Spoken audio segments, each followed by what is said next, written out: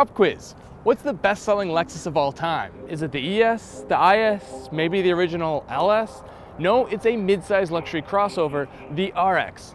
Selling like hotcakes before the world went crossover crazy, the RX has now eclipsed 2 million sales worldwide. To say this model is important for Lexus would be an understatement, so I can't really blame the company for playing it safe with the 2016 redesign. But is it enough to keep the sales ball rolling?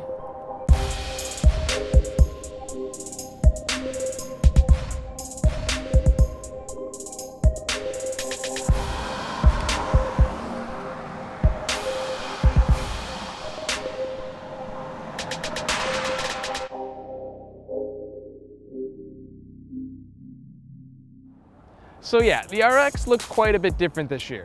It's really important for a luxury automaker to have a corporate identity across its entire lineup of vehicles. Everyone knows what a BMW looks like, and Audi's easy to spot a mile away, and Mercedes has its own distinct look.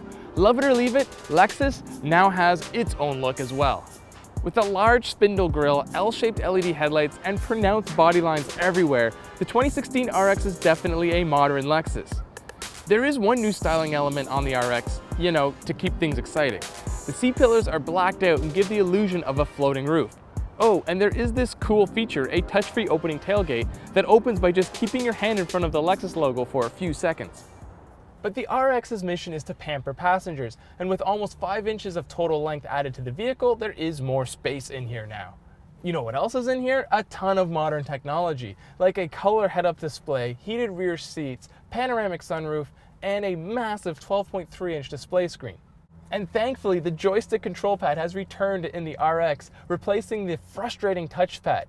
Because, you know, as they say, it's not the size of your display screen, it's how you use it, or control it, or how it's controlled. You know what I mean. Front seat comfort as a whole is good, as the seats are comfortable and the armrests are well padded. But I have one issue, and that's where the start button is. My knee keeps digging into this hard edge. If they could have just moved it up an inch or two, it would have been a lot better.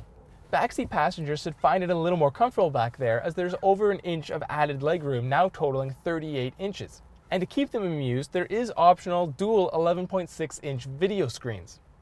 And when no one's sitting back there, you can also opt for power folding rear seats.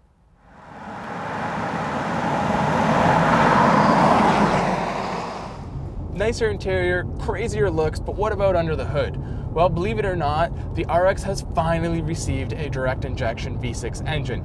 Measuring still 3.5 liters, the new engine makes 295 horsepower and 267 pound-feet of torque. Now that's up 25 horsepower and 19 pound-feet compared to last year's vehicle. And now available in any version of the RX, front or all-wheel drive, is an 8-speed automatic that previously could only come in the F-Sport.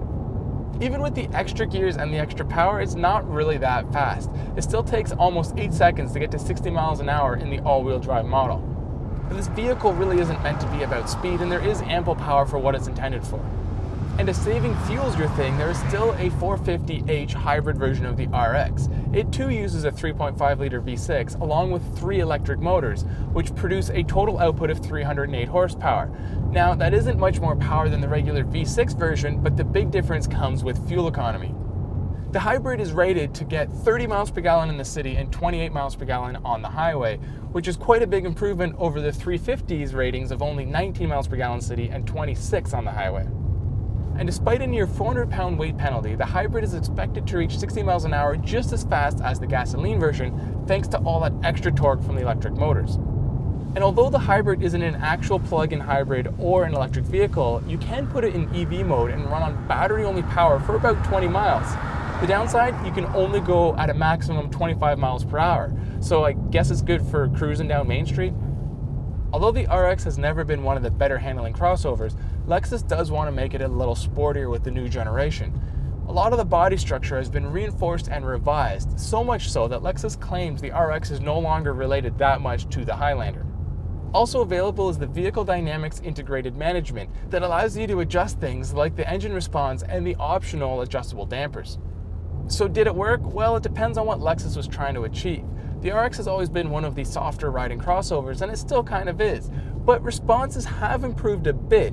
Still, it's not exactly a performance crossover. But if more performance is wanted, there are the F-Sport models, and this year it's available on both the 350 and the hybrid. For the most part, the F-Sport package is just a cosmetic upgrade that changes things like the front and rear bumper, the steering wheel, adds a lot of badges and whatnot. There are some performance upgrades though, like the adaptive adjustable suspension and a higher performance driver selectable Sport Plus mode. But enough about performance. This is a family-oriented vehicle, and one of its key missions is to keep your family safe. Available is the Lexus Safety Plus system that includes things like rear cross traffic alert, adaptive cruise control, active lane keep, blind spot monitoring, and more. And if you have been driving too long and are getting a little sleepy, there's Sway Alert that can detect if the vehicle's swaying within its lane, and it'll give you a warning to pull over and take a break.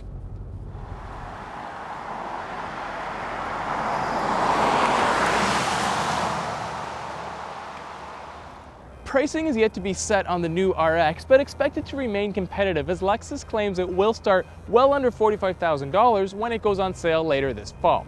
With a far more aggressive exterior, upgraded interior, and better mechanics, Lexus can expect RX sales to continue to roll in.